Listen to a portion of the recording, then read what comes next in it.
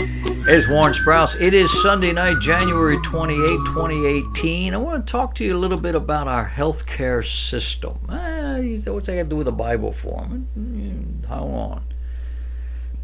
Our healthcare system is largely defined by the 1960s era Great Society under President Lyndon Johnson. This was a nationalized health program designed to make health care available to people who could not afford health care policies. It came in tandem with the Great Society's welfare program, a program that paid people not to work. I know that was not the intention or the stated intention, but that was the effect. A program to attract poor people from around the world, to bring them in. I'm not sure that the founders of this program saw it that way, but that's how it worked. A program that is largely responsible for our social, financial, and moral decline over the last 50 years. And keep in mind, a socialized medicine has been the goal of progressives for over 100 years. Teddy Roosevelt was a progressive. Franklin Roosevelt gave us the New Deal in the 1930s, a progressive social program to compensate for the Great Depression, which many say was caused by men, largely created, and which was extended by the policies of Roosevelt's New Deal. What does national health care look like? It looks like patients dying in hospital corridors. So went the headline which appeared in the BBC's website last week detailing the newest outrages which have emerged from Britain's crisis-beset healthcare system. They have a national healthcare system. It is the butt of jokes and criticisms and condemnations from just about every segment of British society, except the progressives. Oh, and those who have enough money to get private care. The most recent revelations came as a result of an open letter sent to the Prime Minister by 68 senior doctors detailing the inhuman conditions which have become common.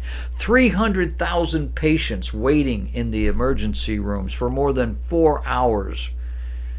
Routine for suffering patients to be left in ambulances for long waits before being allowed in the emergency room.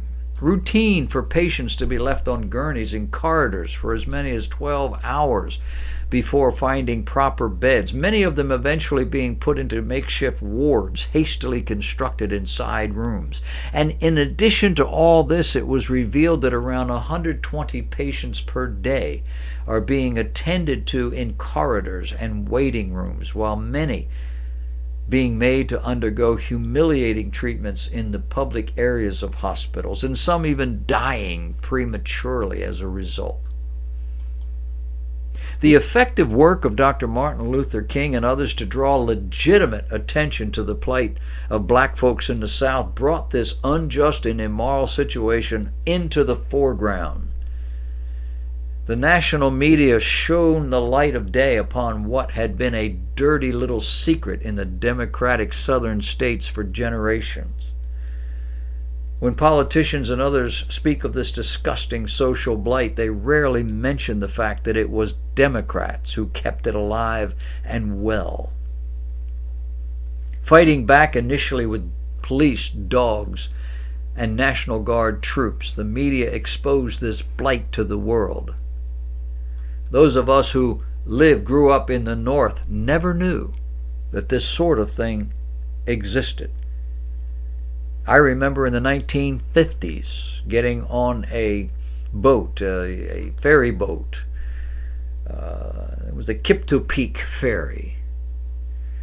I believe that it went from, I want to say New Jersey, but I think it's Delaware to Virginia. And I saw a sign that said this fountain was for blacks. This one was for whites only. And I asked my father, what is that? I was about 13 or 14 years old. My dad's family are from South Carolina. My dad knew what that was. I grew up in a world and never once considered black folks to be anything other than a different color skin, and in most cases perhaps poorer than the average. But that was it. So when Martin Luther King was assassinated in Memphis, the whole country wept.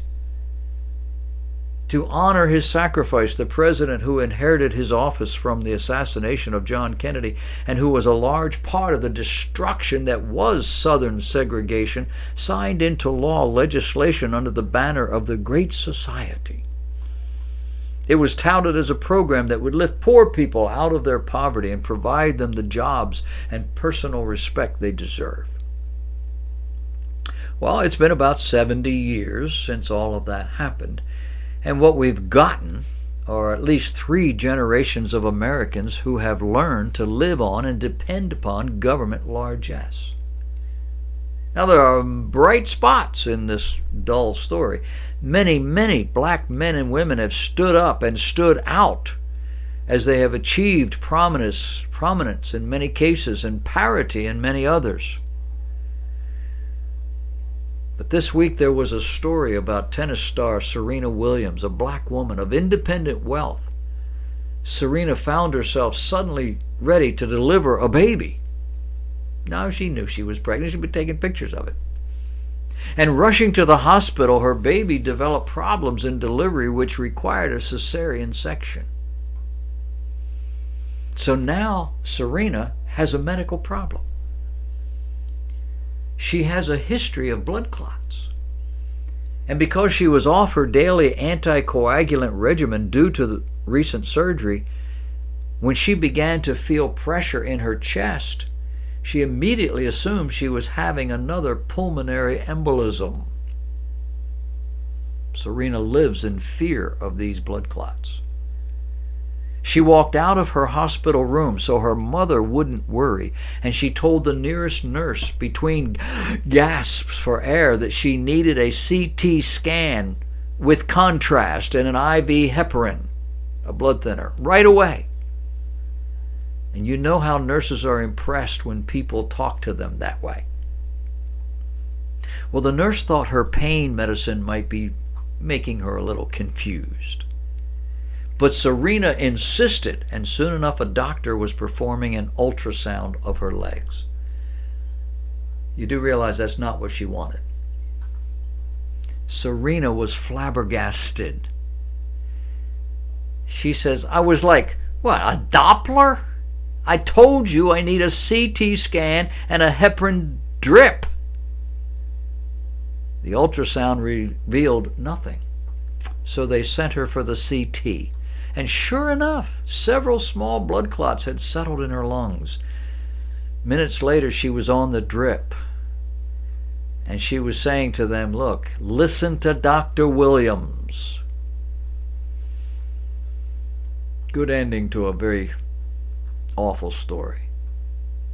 But what followed was several more days in the hospital and a follow-up surgery for potential life-threatening complications. And it is not an exaggeration to suggest that if Williams had not been famous, and especially if she were in a hospital in one of our inner cities or in a rural area, she may never have returned home with her daughter.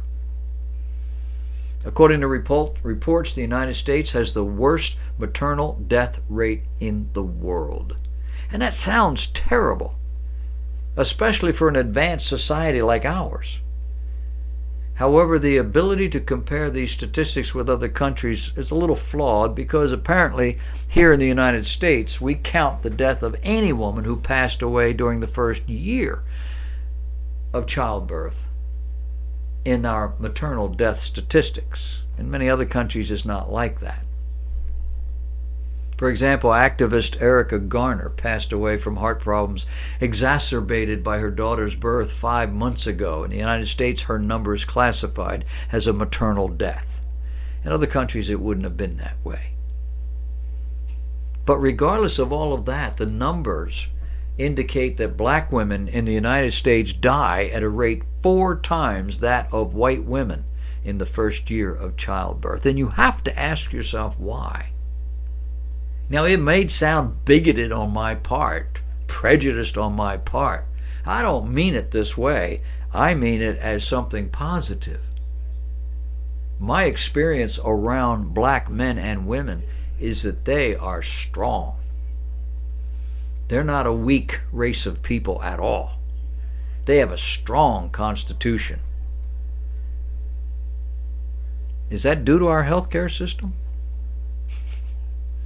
That may sound strange. It may sound even backward, but the reasoning might be that many black folks who live in rural and urban areas don't survive our medical services, and only the strong make it. More than half our country's rural counties don't have a hospital where women can give birth. That means women have to travel farther distances in order not only to give birth, but to obtain prenatal care. And since natal care occurs over such a long period of time before and after the birth, often it results in women visiting their doctor far less than if they were closer. Reports are that recently in Washington, D.C., 2 maternity wards closed, which public health officials fear will endanger the lives of low-income women in the city. In addition, the Washington Post recently ran a story about the death of one such low-income woman who most certainly would have had a better shot at life had she been as wealthy and famous as Williams. We have effectively created a dependent social group, and we are systematically discriminating against them. Generations, not only among black folks, generations of families living on government largesse. And the original intent may have been wonderful, but what happens to any animal that doesn't have to forage for their own food? The answer is they stop being able to do it. And they don't train their young to do it. And over time, that species could weaken or die out. From what? From their owner's concern and care and love and largesse. I think our social architects are myopic.